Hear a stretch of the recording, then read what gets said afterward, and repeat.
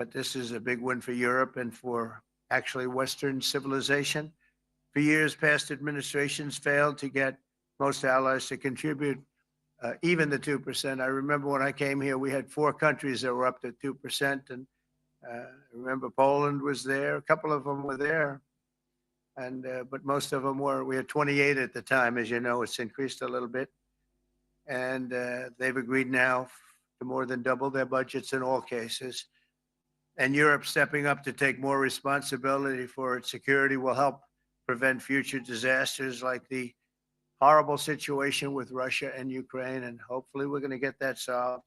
Last week, they lost 7,000 soldiers, mostly soldiers, but they're also getting hit in Kiev. They're getting hit in some of the towns also. And that means life. Life is disappearing also in the cities and towns. Should have never happened, would have never happened if I was president. Said it 1,000 times. And it never did happen. It's never even thought about.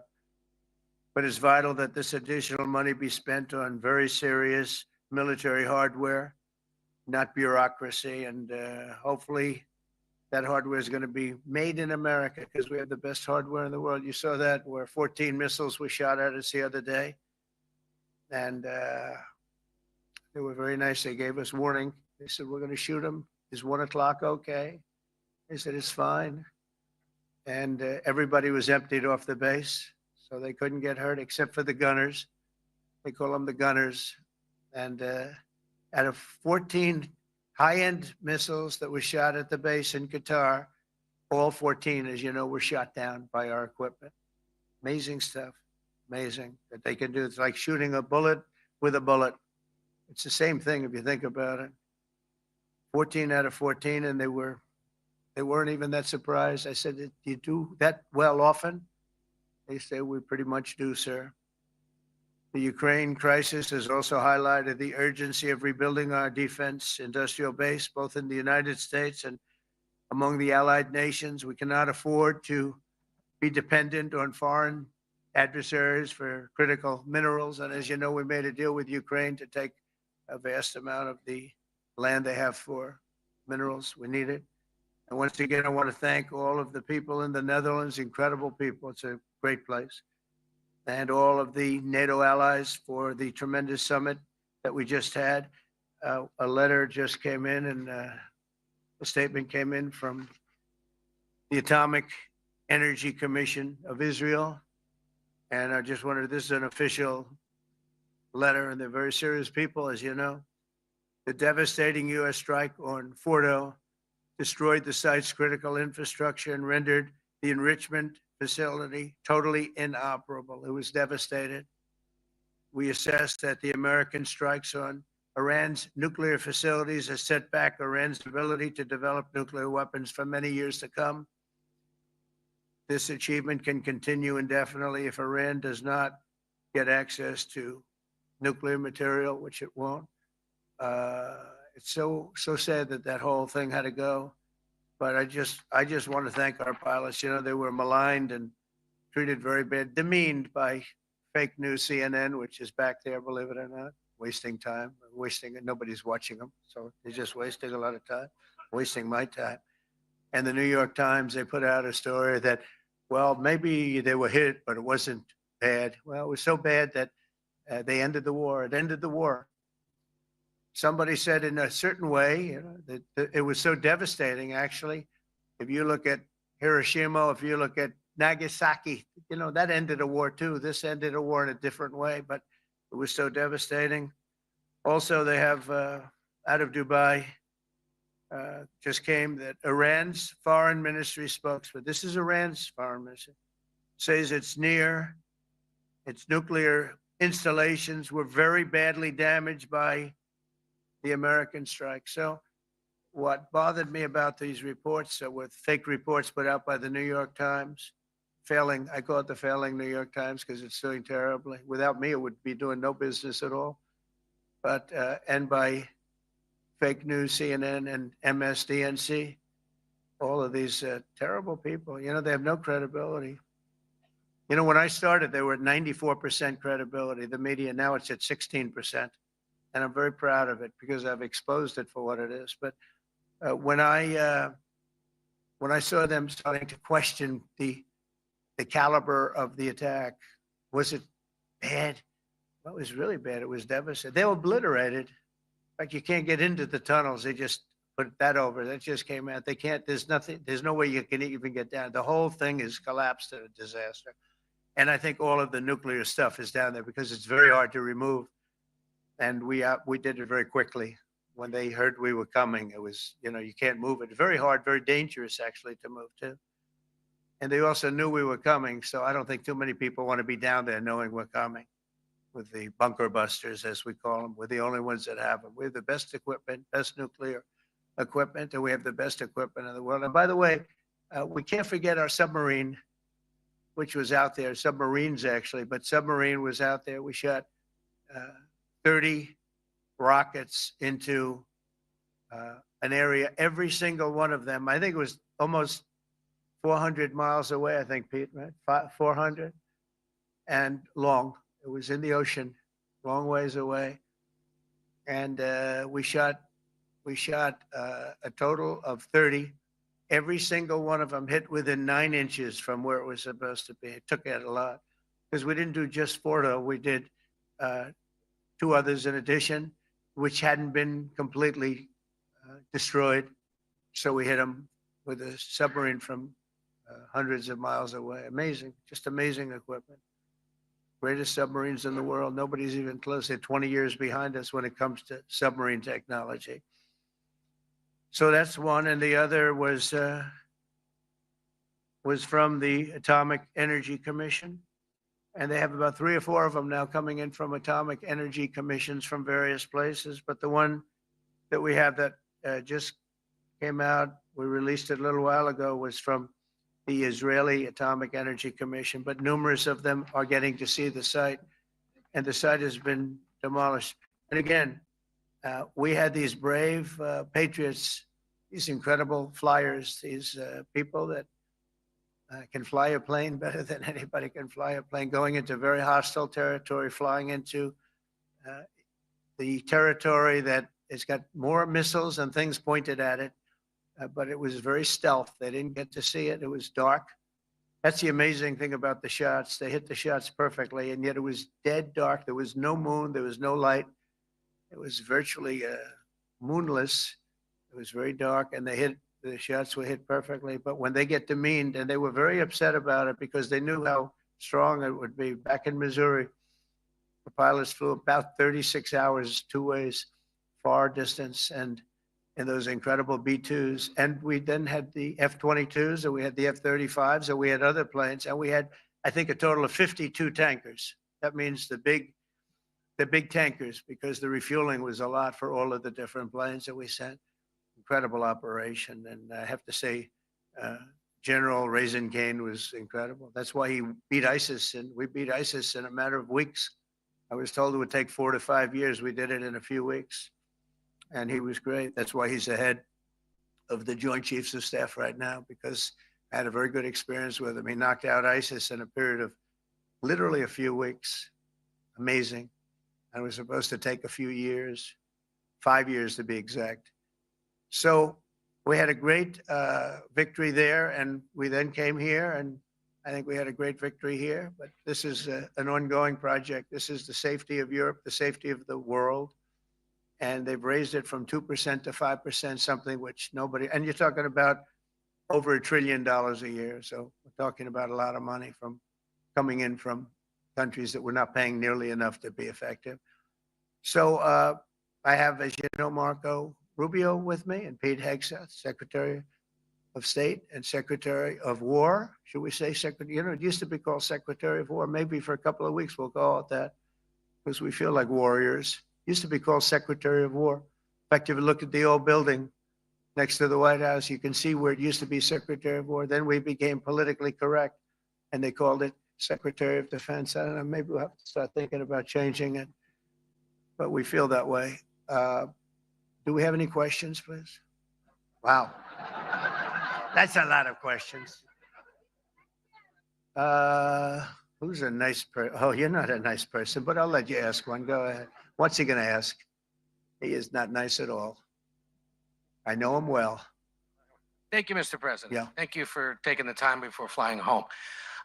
You just said you believe the conflict between Israel and Iran is over. What makes you so confident it is? And what do you do if it isn't? Because I dealt with both, and they're both tired, exhausted. They fought very, very hard and very viciously, very violently, and they were both satisfied to go home and get out.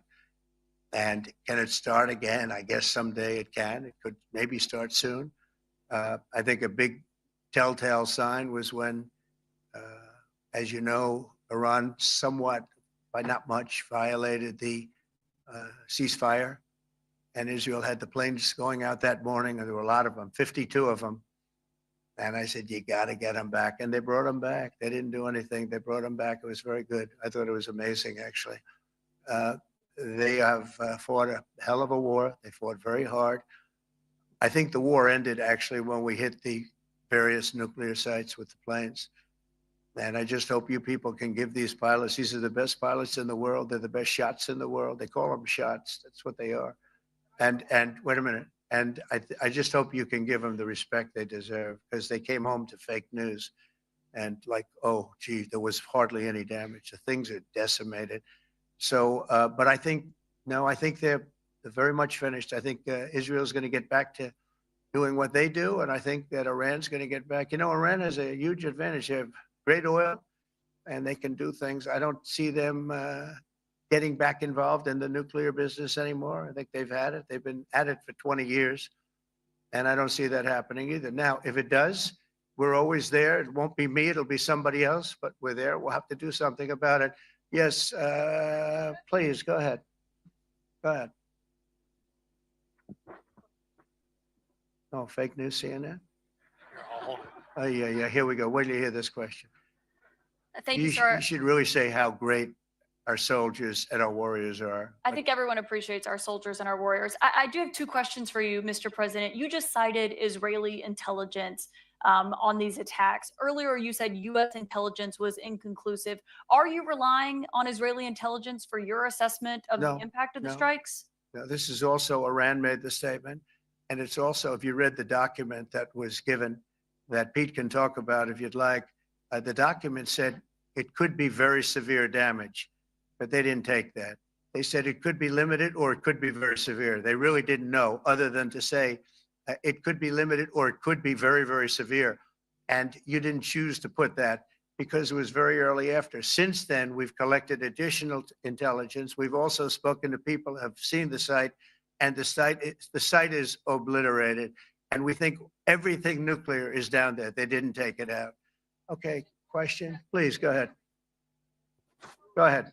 Yeah, blue dress. Thank you so much, Mr. President. Yesterday, you said China can now continue to purchase oil from Iran. Yeah. Are you giving up on your maximum pressure campaign? Because there With are who? sanctions right now With who? on Iran. No, look, they just had a war. The war was fought. They fought it bravely. I'm not giving up. They're in the oil business. I mean, I could stop it if I wanted. I could sell China the oil myself. I don't want to do that. They're going to need money to put that country back into shape. We want to see that happen. Would it? No, if they're going to sell oil, they're going to sell oil. We're not taking over the oil. We could have, you know. I used to say with Iraq, keep the oil. I could say it here too. We could have kept the oil. No, China is going to want to buy oil. They can buy it from us. They can buy it from other people. But you're going to have to put that country back into shape. It desperately needs money. Yeah. Mr. President. Yeah, please. Here we go. I'm picking the beauties today. Go ahead.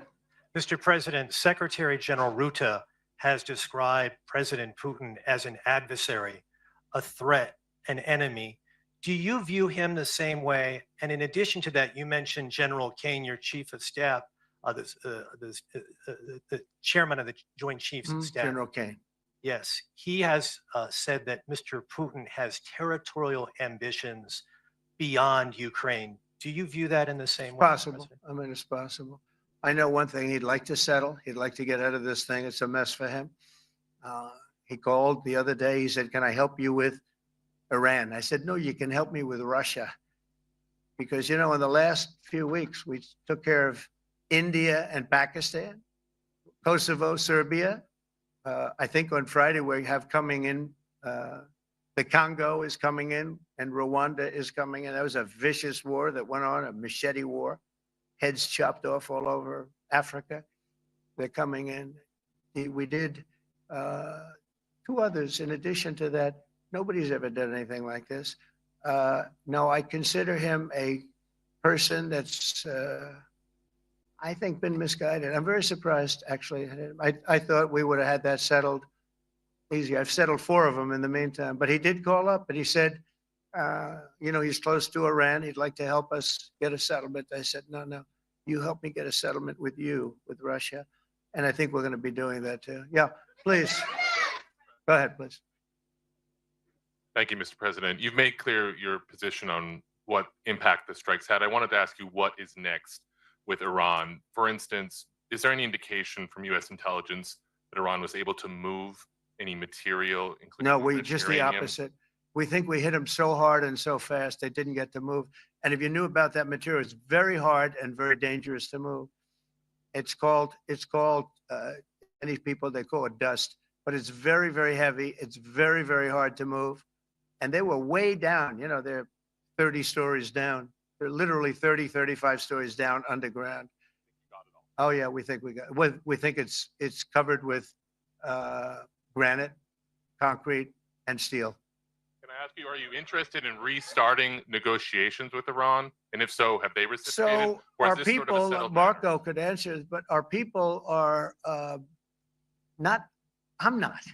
The way I look at it, they fought, the war's done, and I could get a statement that they're not going to go nuclear. We're probably going to ask for that, but they're not going to be doing it. But they're not going to be doing it anyway. They've had it. They've had it. Now, maybe someday in the future we'll want that. But I've asked Marco, do you want to draw, I just asked him the question as we were walking on the stage, do you want to draw up a little agreement for them to sign? Because I think we can get them to sign it. I don't think it's necessary. Marco, do you want to talk about that, please? Mr. President, I think President Trump has shown a willingness to meet and talk to anybody in the world who's interested in peace. I don't know of any president that's been as willing as he has to meet with anyone and talk about peace. We'd love to have peaceful relations with any country in the world. And so obviously that'll depend on Iran's willingness, not just to engage in peace, but to negotiate directly with the United States, not through some third country or fourth country process. But I know of no president, probably in our modern history, that's sought peace more than President Trump has. Sounds like the door is open, but you're in no rush. Is that right? Sounds like the door is open, but I'll you're tell in you no rush. what, look, we're going to talk to them next week with Iran. We may sign an agreement. I don't know. To me, I don't think it's that necessary. I mean, they had a war, they fought. Now they're going back to their world. I don't care if I have an agreement or not. The only thing we'd be asking for is what we were asking for before about we want no nuclear, but we destroyed the nuclear. In other words, it's destroyed. I said, Iran will not have nuclear. Well, we blew it up. It's blown up to kingdom come. And so I don't feel very strongly about it. If we got a document, wouldn't be bad. We're going to meet with them, actually. We're going to meet with them. Yeah, go ahead, please. Mr. President, Netherlands TV, thank you for visiting our country. Good. As I Thank you. understood, I, of course, I'd like to know how you slept last night at the House of the Oh, I King. slept beautifully. But probably a more serious question. I think you just had a meeting with President Zelensky. Did you discuss any ceasefire in this Russo-Ukrainian war? No, I wanted to know how he's doing. He was very nice, actually. Yeah, we had little rough times sometimes. He was, couldn't have been nicer. I think he'd like to see an end to this. I do. I think what I took from the meeting couldn't have been nicer, actually. But I took from the meeting that he'd like to see it end. I think it's a great time to end it. I'm going to speak to Vladimir Putin and see if we can get it ended. But look, these are brave people. They're fighting these wars all over the place. Last week they had, I guess, I told you, close to 7,000 young soldiers, Russian and Ukrainian soldiers were killed, 7,000 in 1 week. It's crazy. It's crazy. So I'll be speaking to Putin. No, I had a good meeting with Zelensky, and I had a lot of good meetings. We had a lot of good meetings with a lot of people, a lot of great leaders. But he's fighting a brave battle. It's a tough battle. Yeah. Go ahead, white dress. Thank you. Ida Hallikainen from Finland, Ilta-Sanomat. Good. You have played golf with President Alexander Stubb. How do you see Finland as a NATO ally and partner, and how would you describe your relationship with our president? Well, he's a very good golfer. Okay. In fact, he was on his college golf team. He went to a good college in the South, as you know, a very good college, and he was a good golfer. We had a good time. I think my relationship's great. I want to buy icebreakers. You know, you're very good at icebreakers. And I actually made him an offer. I didn't go to Congress. They'll try and impeach me for this. But there's an old, it's not old, it's fairly new, but it's used icebreaker. And I offered him about 1/3 of what he asked for. But we're negotiating. We need icebreakers in the US. And if we can get some inexpensively, I'd like to do that. Actually, they'll fix it up, make it good. Also, we may buy some icebreakers. You know that you're the king of icebreakers, that particular country. They make them good. They make them really good, and they know what they're doing. And so we're negotiating with them for about 15 different icebreakers, but one of them is available now. It's old, and it's old. It's like 5-6 years old, and we're trying to buy it. I'm trying to make a good deal. It's all I do my whole life. My whole life, that's all I do is make deals. Yeah, please. Go ahead, sir. Go ahead. Yeah, a question for NewsHour, Dutch TV. First of all, on Article 5, on your way here, you spoke about the commitment of the US to Article 5, saying, I'll give you my definition once we're here. What is your definition, and may the US commitment to Article 5 change in case some of the NATO members do not reach the threshold that was discussed today? My second question is following up on a colleague on Iran. What intel reports do say that everything over there was obliterated? Yeah, well, there are numerous of those reports, and they're coming out fast and furious. But the most respected ones we've already seen. And I will say that on a very confidential basis, they're looking at the reports, like numerous reports, and including people going to the site and checking the site. And they're going to be having, I guess you're going to be having over the next couple of days we're going to encapsulate it. But no, the site was obliterated, just like I said it was. And just like the pilots should be given credit for. As far as Article 5, look, when I came here because it was something I'm supposed to be doing, but I left here a little bit differently. I said, I watched the heads of these countries get up, and the love and the passion that they showed for their country was unbelievable. I've never seen quite anything like it. They want to protect their country, and they need the United States. And without the United States, it's not going to be the same. And you can ask Mark, or you can ask any of the people that were there. It was really moving to see it. They love their country. They were so respectful of me because I'm the head of the United States. And I made, the King of Saudi Arabia, when I was in the Middle East. So I was in Qatar for a different reason, not a reason to get shot at. We were in there for economic development reasons, Qatar, UAE, and Saudi Arabia. All three leaders of those countries, and we took back $5.1 trillion into the United States. All three leaders said, you're presiding over the hottest country in the world. The United States right now is the hottest. Everybody wants to be there. Everybody wants a piece of it. He said, a year ago, your country was dead. You had a deadhead running it. You had a country that was dead, and it was dead. You had people pouring through the borders. You had inflation. You had everything. He said, you've made it in 5 months at that time. You've made it the hottest country. This is the hottest country in the world. The United States right now is the hottest country in the world. And when I was around that table, it was a nice group of people, many of whom I knew from previous.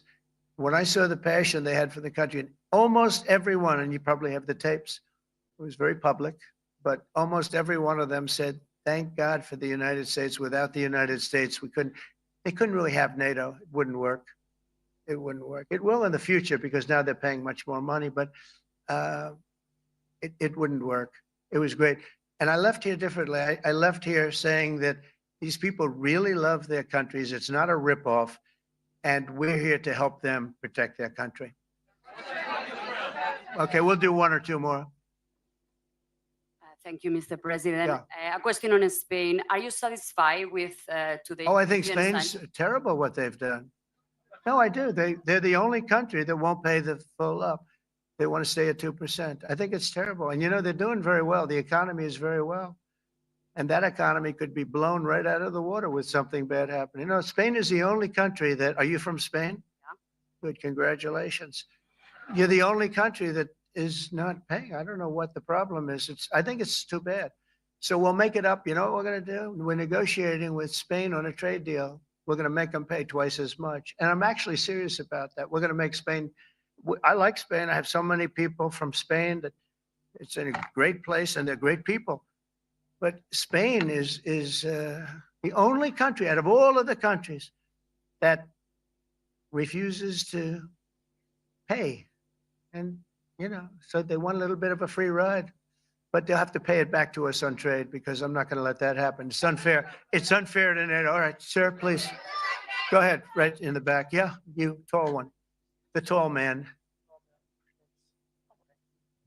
Mr. President, Johannes Petra from Austrian National Television. How are You you? once said that you would end the Ukraine war in 24 hours. You later said you said that sarcastically, Well, of course it was sarcastic. but you've now been in office for 5 months and 5 days. Why have you not been able to end the Ukraine war? Because it's more difficult than people would have any idea. Vladimir Putin has been more difficult. Frankly, I had some problems with Zelensky. You may have read about him.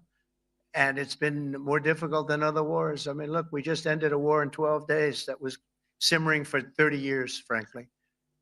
We ended Rwanda and the Congo. They're coming to sign the documents. We've already signed basic documents, but they're coming, I think, to the White House on Friday. We ended Serbia was going to go at it. But maybe the most important of all, India and Pakistan.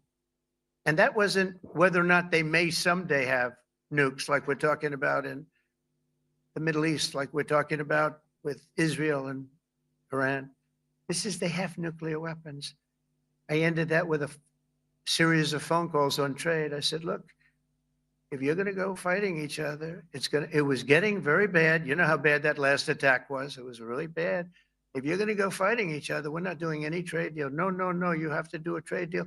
I said, we're not doing any trade deal. And in fact, I had the general, who was very impressive. The general from Pakistan was in my office last week. You know, Prime Minister Modi is a great friend of mine. He's a great gentleman. He's a great man. And I got them to reason. I said, we're not doing a trade deal if you're going to fight. And if you're going to fight each other, we're not doing a trade deal. And you know what? He said, no, I want to do the trade deal. We stopped the nuclear war. Go ahead. Go ahead, Jeff. Here's another beauty, Jeff. He's a beauty, all right. Go ahead. Mr. President, to follow up on Ukraine, will the United States contribute any more money to Ukraine's defense this year to the $5 billion that allies are giving? And one question, you had another meeting with the Dutch opposition leader, Mr. Wilders. Can you tell us about that meeting? And are you upset about his anti-Muslim stance? I'm not upset about it. It's just his view. He's unhappy with the way things are going in this country and various countries. He was an opposition leader. And I was asked to meet with the opposition leader by the people that are running. I think they have some deal where if you have a meeting, you're supposed to meet with an opposition leader. I said, that's strange. We don't do that. But I met with I didn't know him. He seemed like a very nice guy, but he's in opposition to the current people, and that was set up by the current people. So I assume when I met with the prime minister, you're supposed to meet with the opposition. We'll have to try that sometime in our country. Let's not do it. But I thought he was very good. As far as money going, we'll see what happens. There's a lot of spirit. Look, Vladimir Putin really has to end that war. People are dying at levels that people haven't seen before for a long time. Go ahead. Go ahead. White shirt. Oh, she's all excited. Okay. So, BBC News Ukrainian. I would Where are like you to ask from? I'm from Ukraine. Oh, So my question to you is whether or not the US is ready to sell anti-air missile systems Patriot to Ukraine. We know that Russia has been pounding Ukraine really heavily right now. are you and, living yourself now in Ukraine? My husband is there Wow. and I can see you very, it's amazing. and me with the kids. I'm in Warsaw actually because he wanted me to be Is your there. husband a soldier? No? He's He's there now? Yeah. Wow. That's rough stuff, right? That's tough. And you're living here in Warsaw. and you're a reporter. I am. Good. So let me just tell you, they do want to have the missiles, okay, as they call them, the Patriots. And we're going to see if we can make some available. They're very hard to get. We need them too. We were supplying them to Israel, and they're very effective, 100% effective. Hard to believe how effective. And they do want that more than any other thing, as you probably know. That's a very good question. And I wish you a lot of luck. I mean, I can see it's very upsetting to you. So say hello to your husband, okay? Thank you. Go ahead. Thank you. Thank you, Mr. President. You were criticizing Where are you from? Bloomberg News. Oh, Bloomberg. You That's were wonderful. you were criticizing the Federal Reserve Chair before coming to this summit. Yeah, I think he's terrible. I was wondering if you've begun interviewing different candidates for the Fed pick. Yeah, I know within 3 or 4 people who are going to pick. I mean, he goes out pretty soon, fortunately, because I think he's terrible. We have no inflation. We have a tremendous economy. Hundreds of billions of dollars of tariff money is pouring in. Factories are being built because they don't want to pay the tariffs, so they're building them all over the country. I think we're close to $15 trillion. I told you 5.1 trillion from the Middle East alone, but of investment money coming in. There's never been anything like that in the history of our country. But we have no inflation. And we have borrowing because Biden, stupidly, they did short-term debt. So we have borrowing coming up. And, we'll go 10 years, maybe longer, maybe shorter, but we'll go a long period of time when we do the debt. And because of him, because of this guy, we will have to pay for years. We'll be paying for him. And I said to him, listen, there's no inflation. He says, but maybe there'll be some. That's true. I said, if there is some, what you do is raise the rate. I'm okay with that. You raise the rate in 2 years from now or in a year from now. But because the rate's high, we have to pay more for debt. It's pretty equal. In other words, if it's 4%, it's 4%. If you drop it a point, you'll pay 3%. So it's fairly equal, not necessarily, but fairly equal. So we're going to end up paying maybe 2 points or 3 points more. 3 points would be about $900 billion a year because of this very average mentally person. He's an average mentally person. I'd say low in terms of what he does, low IQ for what he does, okay? Wait, so instead of paying $900 billion, we don't want to pay 900 just because he doesn't want to lower the rate. I said, if there's inflation in 2 years or 3 years or 1 year from now, you raise the rate, you take care of the inflation, among other things. But he's probably a very political guy, I guess. I don't know. I think he's a very stupid person, actually. All right, one more. Let's go. How about you? Go ahead. She looks so happy and everything. Thank you. That's why I I'm picked from her. Spain too. I'm Ana Buc from La Vanguardia. I wanted to know if You're where from? Spain too. Ah. I wanted to know if you want to That's the Spain negotiate. corner right there. Shouldn't have said that. That's okay. I do like Spain, by the way. I think it's unfair that they're not paying, but go ahead. Are you going to negotiate directly with Spain about I'm going to negotiate directly with Spain. I'm going to do it myself. They're going to pay. They'll pay more money this way. You should tell them to go back and pay. You're a reporter. Tell them to go back. They ought to join all of those countries that are paying 5%. Spain's going to be just about the only one that's not. They were the most hostile toward doing it. It just doesn't make sense to me. Okay. All right, Kelly, go ahead. Here we go. Here's another one. Hello, sir. Thank you We very much. got them all today. Okay. So, Mr. President, you talked about expecting some on-the-ground assessments at Fordo and other Yeah. sites. Oh, here- Is that here again. Israeli and U.S.? It's been obliterated, Kelly. It's What is your message then, sir, to the intelligence community when they present reports? You're not disputing the DIA report. You're just, They presented a exists. report that wasn't finished. We're talking about something that took place 3 days ago. I understand that, sir. The It's an report was initial done assessment. So 2 what days is ago. your? Wait a minute. Yes. They didn't see it. All they can do is take a guess. Now, if you take a look at the pictures, if you take a look how it's all blackened, you know, the fire and brimstone is all underground because it's granite and it's all underground. You don't show it. But even there, with all of that being said, the whole area for 75 yards around the hole where it hit is black with fire. The group that's run by this gentleman, in fact, you may want to talk about it for a second because we're going to issue a report. And I think it's not even a very exciting report at this point. It's been obliterated, totally obliterated. And they did a report, but it was like, if you look at the dates, it's just a few days after it Understood, happened. sir. So they didn't see it. They said it may be very severe. Go ahead. Understood. Do you have a message for the intelligence community, though, in terms of unvarnished information getting to you, that it's not? I don't just- really have a message. I would say issue the report when you know what happened. I wouldn't say that it could be severe or maybe not. They use the word severe. It could be severe or maybe it's not. And briefly, So people like you picked up and said, oh, it's not severe. we're just No, looking for the the report was not a complete report. Yeah, the message was probably wait till you know the answer before you. And Go sir, ahead. did you not have a public component to your Zelensky meeting for a tactical reason with President Let Putin? him answer. Hello, Mr. Secretary. There's a reason the president calls out fake news for what it is. These pilots, these refuelers, these fighters, these air defenders, the skill and the courage it took to go into enemy territory flying 36 hours on behalf of the American people in the world to take out a nuclear program is beyond what anyone in this audience can fathom.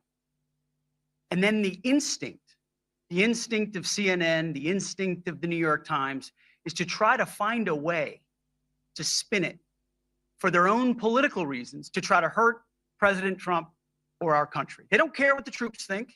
They don't care what the world thinks.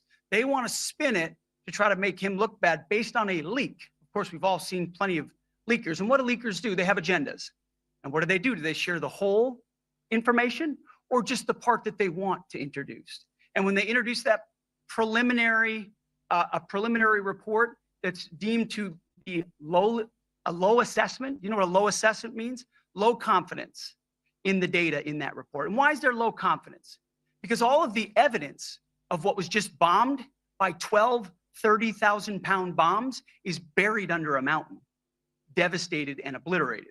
So if you want to make an assessment of what happened at Fordo, you better get a big shovel and go really deep because Iran's nuclear program is obliterated. And somebody somewhere is trying to leak something to say, oh, with low confidence, we think maybe it's moderate. Those that drop the bombs precisely in the right place know exactly what happened when that exploded. And you know who else knows? Iran. That's why they came to the table right away, because their nuclear capabilities have been set back beyond what they thought were possible because of the courage of a commander-in-chief who led our troops, despite what the fake news wants to say. But you're not disputing the report said what it said, even though it was initial. The report said what it said, and it was fine. It was severe, they think, but they had no idea. They shouldn't have issued a report until they did. But we've gotten the information. I think Pete said it better than you can say it. And you know, you should be proud, you, especially you, should be proud of those pilots, and you shouldn't be trying to demean them. No, there's a Those difference, sir, pilots between flew asking at about an great assessment risk, a and big the chance skill that they'd of never the come US back home and see their No husbands one or is their questioning wives. the skill Let of me the just US tell you, you and NBC fake news, which is one of the worst, and CNN, New York Times are all bad. They're sick. There's something wrong with them. You know what? You should be praising those people instead of trying to find some. By getting me, by trying to go and get me, you're hurting those people. They were devastated. You know, I got a call from Missouri, great state, and I won 3 times by a lot. And I got a call that the pilots and the people on the plane were devastated because they were trying to minimize the attack. And they all said it was hit. But we don't think it was really maybe hit that badly. And they were devastated. They put their lives on the line, and then they have, and I'm not referring to you, but real scum come out and write reports that are as negative as they could possibly be. It should be the opposite. You should make them heroes and heroines. You should make them really people that they were so devastated when they heard this news. And you know what they said? One of them, I spoke to one of them, said, "Sir, we hit the site. It was perfect. It was dead on." Because they don't understand fake news, because they have a normal life, except they have to fly very big, very fast planes. But it's a shame. You should be making them heroes. All right, in the back. Go ahead, back, white, yeah. White jacket, yeah. Go ahead, give my mic. Hello. Deborah Haynes from Sky News. Good.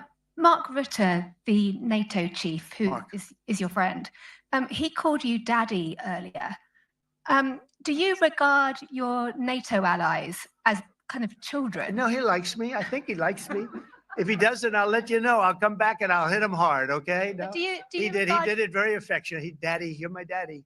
Do you regard your NATO allies, though, as kind of like children, and they're obviously listening to you and they're spending more, and you're obviously appreciative of that, but do you hope that actually they're going to be able to defend themselves, defend Europe on their own without I think they the need United help a little States? bit at the beginning, and I But think in they'll the- be in the able end- to. And I think they're going to remember this day.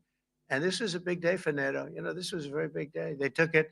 One of the gentlemen said, "You know what? We've been trying to raise money raise the rate for 30 years," he said, 20 years, from almost the beginning. And he's been there for a long time. He said, "Until you came along, it never happened. What you did is amazing." It's been sort of an amazing day But do you for a lot of reasons, but also for that. Yeah, go Do ahead. you think they can do it without you, though, in the future? Can they do it without Well, the ask United Mark. States? I mean, you have to ask Mark. Okay. So we're heading back.